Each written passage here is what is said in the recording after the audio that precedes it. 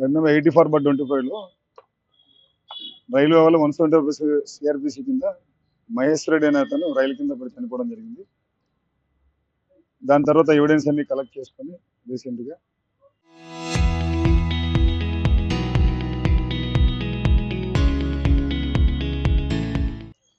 అతన్ని బెదిరియడం వలన ఇంకొక అతను బాగా చేయడం వలన అవన్నీ ఎవిడెన్స్ అన్ని తీసుకున్న తర్వాత సెక్షన్ ఆల్టర్ చేసి ఈరోజు ఇద్దరిని రాజశేఖర రెడ్డి గారిని జైపాల్ రెడ్డిని ఇద్దరిని అరెస్ట్ చేసి ఈరోజు రిమాండ్ పంపడం జరుగుతుంది. ఇద్దరు ముద్దాయిలు ఉన్నారు. ఇద్దరు ముద్దాయిలు.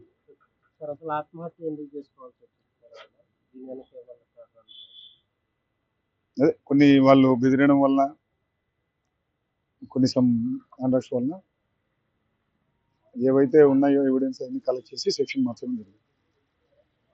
సోషల్ మీడియాలో పోస్ట్ చేయడం వల్ల వీళ్ళు బెదిరించారనేది చెప్తున్నారు. అవన్నీ తేలుతాయి. ఇన్వెస్టిగేషన్ మొత్తం సెల్ ఫోన్ పంపించడం జరిగింది ఎఫ్ఎస్ఎల్కి. అన్ని రికార్డింగ్స్ చేసిన తర్వాత ఇన్వెస్టిగేషన్ ఫర్దర్ జరుగుతుంది. దాని మీద ఇచ్చినారు వీళ్ళిద్దరు.